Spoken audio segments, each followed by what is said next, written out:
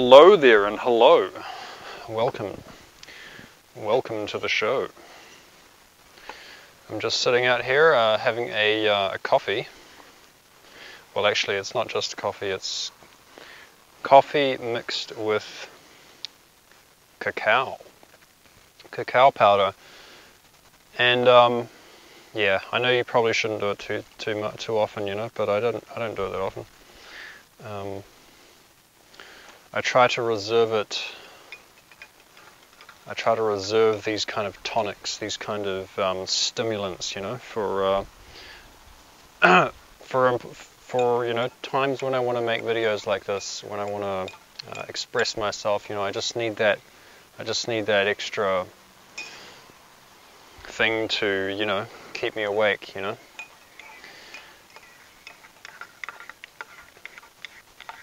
But we'll see how we go, you know, we'll see how we go. Hopefully at some point my internal chi gets so strong that I don't even need, you know, coffee or anything. Just drink water and, you know, tea and light stimulants, light tonics, you know. And then all the internal strength will come from inside. And I'll be very strong. Yeah, so that's in relation to today's topic. Yeah. And I don't have a heck of a large, you know, knowledge base to draw on, so I'm going to have to explain things in sort of simplistic terms using my own kind of, you know, personal culture, I guess. So if you're into fucking, you know, posh, sophisticated, you know, if you can only appreciate, you know, posh, sophisticated, you know, snozballs with, you know, PhDs hanging on the fucking wall and all this, you know, all this bullshit, then you can fuck right off, you know.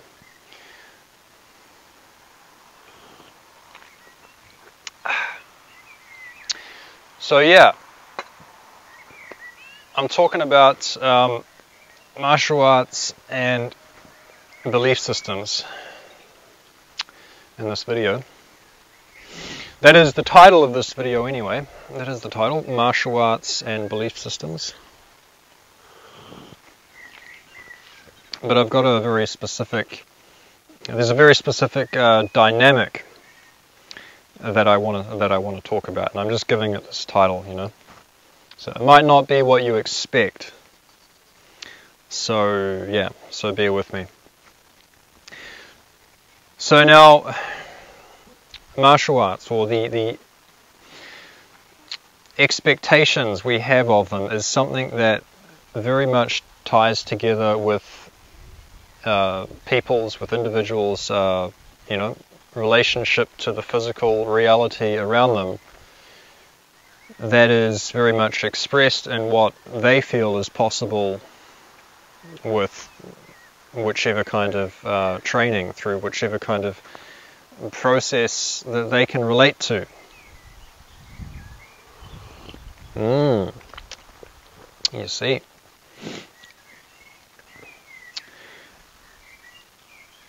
And I've, you know, had this kind of,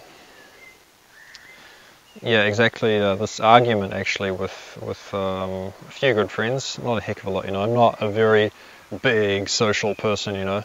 I like to make these videos and see a few fucking comments and, you know, have a little debate with people down there and shit. But, you know, nah, fuck, no. Mostly I just spend my time on my training, you know. I don't mess around with, you know, I don't spend hours talking to women in bars and, you know, all that crap. I got better things to do right fucking here. This is my training facility right here. I'm going to be here probably 4 or 5 hours a day at least here doing my training, and then, you know, I'll go down to the beach and or I'll be up there in the barn behind me there doing my training and reading what's his name, Damo Mitchell's book, and also following his program. You know, I've been doing the Tai Chi for quite a few years now. I started when I was 16. And yep, just chipped away at it bit by bit. Certain things probably, took me a lot longer, especially developing the internal, advancing through the internal process, the internal development process, the Neigong process. It's, when you are first starting out in internal martial arts, you just, or most people anyway, that have some kind of belief system around martial arts, because this is the problem, is they just don't trust it. People just don't trust what the classics say. Is that recording? Yeah, we're recording, hopefully. Yeah, people just don't trust what the what the principles of Tai Chi, the principles of I Ching Ching, the principles of internal alchemy. They don't trust what's actually written in those ancient commentaries and those trials. I mean, it's almost like you can relate it to a kind of scientific trial or clinical trial or something like that that's gone on for a few thousand years. So every generation there'd be commentaries after commentaries, analysis, what worked, what didn't work, what was able to help people develop what, in a very, very systematic way. And so these internal principles and the description of the process, which is laid out very, very well in Damo Mitchell's book, which I'm reading, you just got to trust it, and that almost requires a blind leap of faith for the first 5 or even 10 years for a lot of people, So yeah, in the beginning, it's like, no, I'm pretty sure if I do 2 hours of bodybuilding work a day, it'll make it that much better, I'll be able to have the internal skill and and be big and strong at the same time. And if you've got even the slightest inclination towards that kind of dynamic in your mind, you've cut yourself off. You've severely, I wouldn't go as far as to say you've completely cut yourself off, but you're severely hindering your ability to progress towards the actual internal skill which is described in these records, and which high-level people are able to do. Name some of them: Damo Mitchell, DKU, Sifu Sergio in Holland, in the Netherlands, Adam Meisner, and the skills that they're able to exhibit,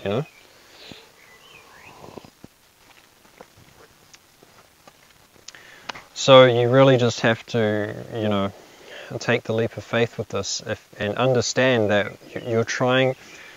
The principles are laid out, are in a certain system to develop certain qualities in the body, so that you can actually do this Lian Gong, this training. You need to build a very specific body, just like a weightlifter has to build a very specific body for weightlifting. A dancer needs a very specific body for dancing. Every different sport requires different fundamental qualities. And you have to understand what you need for Neigong, for the Neigong process. It's not to say that you absolutely can't do any other, weight training or yoga or, other martial arts on the side. Yeah, you can. Okay, you do a little bit of jiu-jitsu, do a little bit of MMA, whatever. But the problem is, as soon as you invest your faith in those, and you have more faith in those than the original system, which went on for probably almost 1,000 years, these trials, and you just say, well, no, today we have science and MMA. No, those fighters, they must have worked it out. Okay, like ask a fucking MMA fighter. Tell me any MMA fighter that can stand on stilt sandals, yield and return force without stumbling, without stepping back. Tell me one fucking... You send me a fucking link down there and you show me Nurmagomedov or McGregor or fucking... I don't know, whoever you like, because people... This is a belief system, people look up to these people like gods, and it's not to say that they haven't accomplished anything. Yeah, sure they have, but it's fundamentally very, very different from these key qualities that you need in Neigong. It's antagonistic, This is why it's okay to do a little bit of MMA or whatever other exercise on the side, but you have to understand that the more you invest in that, the more you're going to antagonize against the Neigong process unfolding in yourself.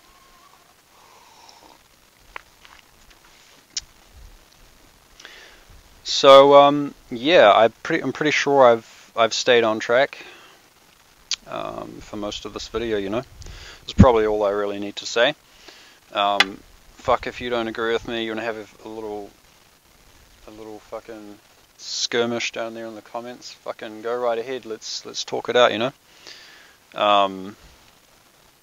Excuse me. I didn't mean to pull the finger at you just then. It was just a yeah. I'm just working on like a way to express myself because I don't feel like it should absolutely mean a terrible thing to pull the finger or to say fuck or to, I mean, within reason, okay? I'm just saying there must be a way for me to be firm and still be, polite and personable and approachable at the same time as saying, nah, fuck. Here's my point of view. Take it or fucking leave it.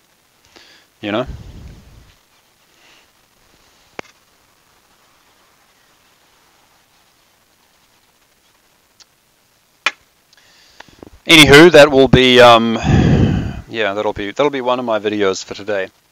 I'll see how many other videos I can make. I'm probably going to do another one here today about the relaxing exercises, and I'll do a couple of different variations of the first of the 5 loosening exercises. Until next time, this is Commander Lars.